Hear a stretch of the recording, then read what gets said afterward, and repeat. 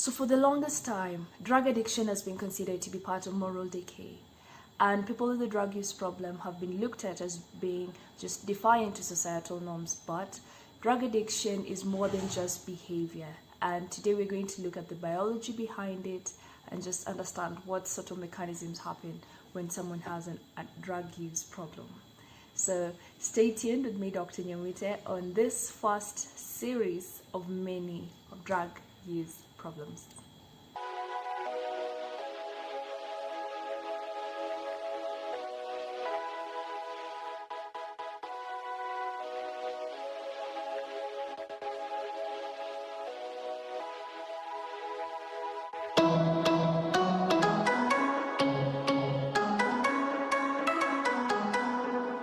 So just to begin, we're going to define what addiction is, and that is the compulsive seeking of a drug or a substance or a behavior for that matter, despite the adverse consequences that come along with it.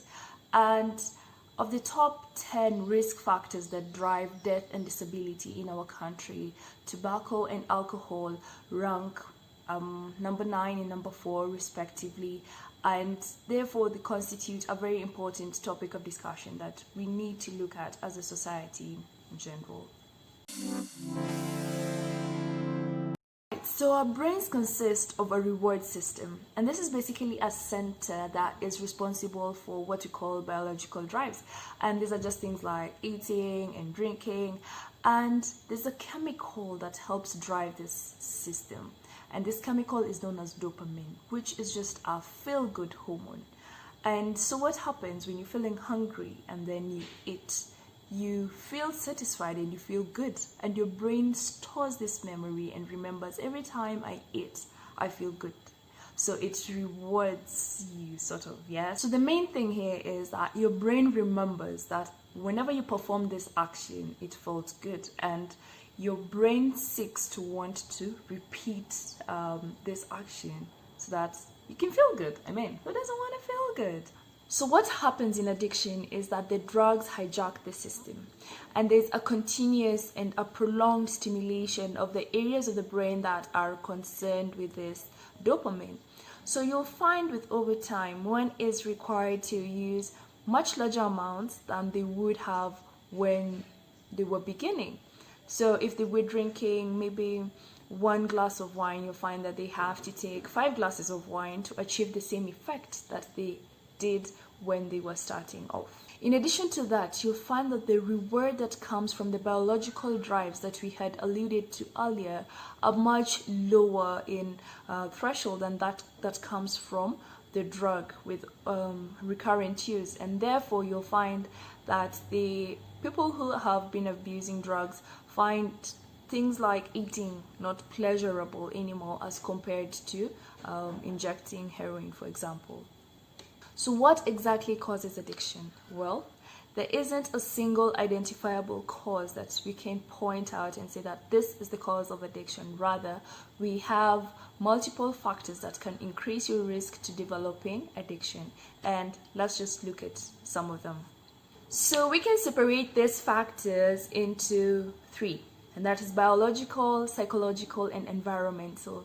So for the biological factors, we have genetic predisposition. And this just basically means if you have a parent or a sibling who has an addiction problem, it increases your vulnerability to developing an addiction. And also if you have an abnormality in the receptors, or rather the surface of the brain that is responsible in receiving that dopamine that we talked about, then there's also an increased vulnerability to developing an addiction problem. Also, some certain psychiatric disorders can increase the chances of one developing an addiction problem. For example, ADHD and bipolar, particularly because they have an impulsivity component to it. And depression and anxiety can also increase the chance, because a number of times people with depression and anxiety can choose to self-medicate using drugs and alcohol. But correlation does not imply causation. Just because one has ADHD doesn't mean that they'll develop an addiction problem. So when it comes to the psychological factors, certain personality traits increase the risk of one developing addiction. So things just like impulsivity, aggressive behavior, and reduced risk sensitivity. So these are people who just like doing risky behaviors, and increased susceptibility to stress can put one at an increased risk of developing addiction. So the last category is a very important one, the environmental factors. So stress, whether past stress, that could be childhood trauma, or current stresses, that could be anything from family discord, or gender-based violence, or abuse, whether physical, sexual, emotional abuse, put one at an increased risk of developing addiction. We also have modeling and social learning. This is just looking at the people around you and seeing, oh, so-and-so is drinking, why can't I try? So-and-so is taking marijuana, why can't I try?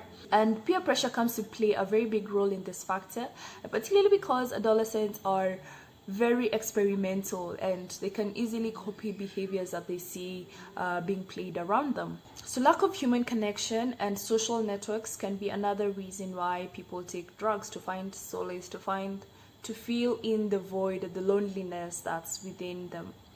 Another reason could be social facilitation. So you're at an event and you're feeling very socially awkward, or you just have social anxiety.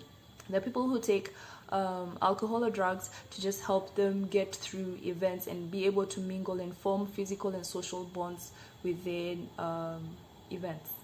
So in addition to drug and alcohol addiction, people can also develop other types of addiction, such as internet addiction, gaming addiction, sex addiction, pornography addiction, betting addiction, and just what we call pathological gambling.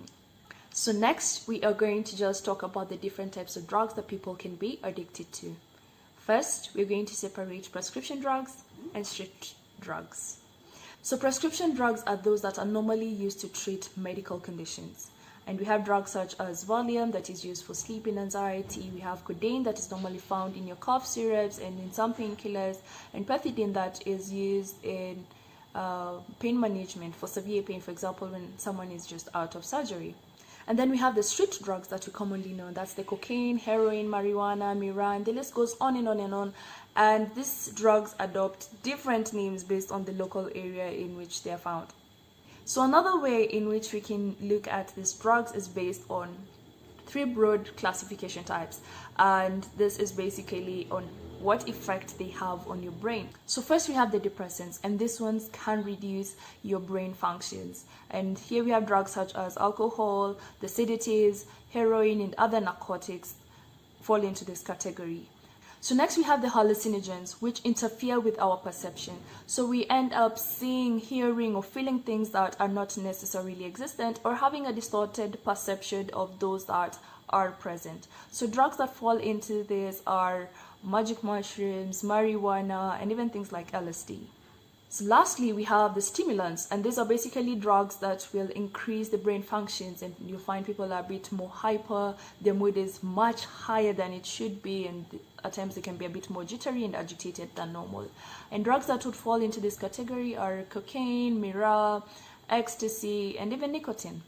And lastly, in just understanding the type of drugs that people use, we have something we call gateway drugs. And these are basically drugs that increase the possibility, or rather open up the potential to develop addiction to other harder drugs. Woo! Yeah. And common gateway drugs will include alcohol, will include marijuana, and will include nicotine. That's basically the cigarettes. So just to conclude this introductory discussion, we're going to talk about three other very important terms when it comes to addiction, and that is tolerance, withdrawal, and dependence.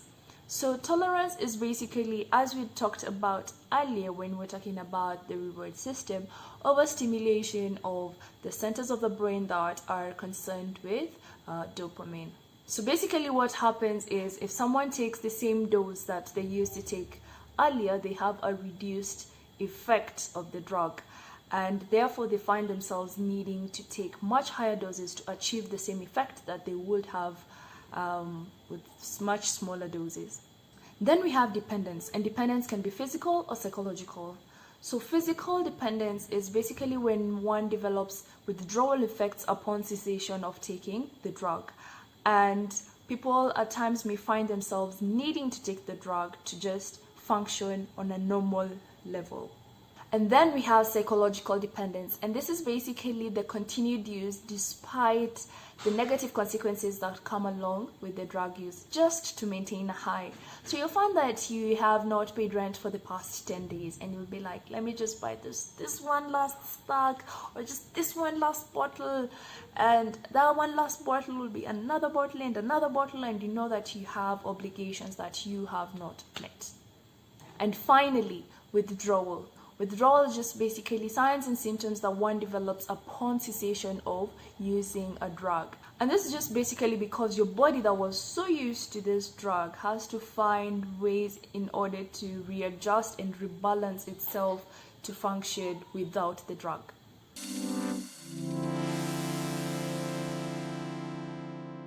Well, that brings us to the end of this introductory video on addiction. But there are very many more to come on addiction, and if you have any questions or you have any comments, or you've been having an addiction problem and require some help, please get in touch. Don't forget to drop your comments below and like this video if you learned something, and don't forget to subscribe. Thanks for watching with me, Dr. Nyamwese, on the mental sphere, where it's all things mental health.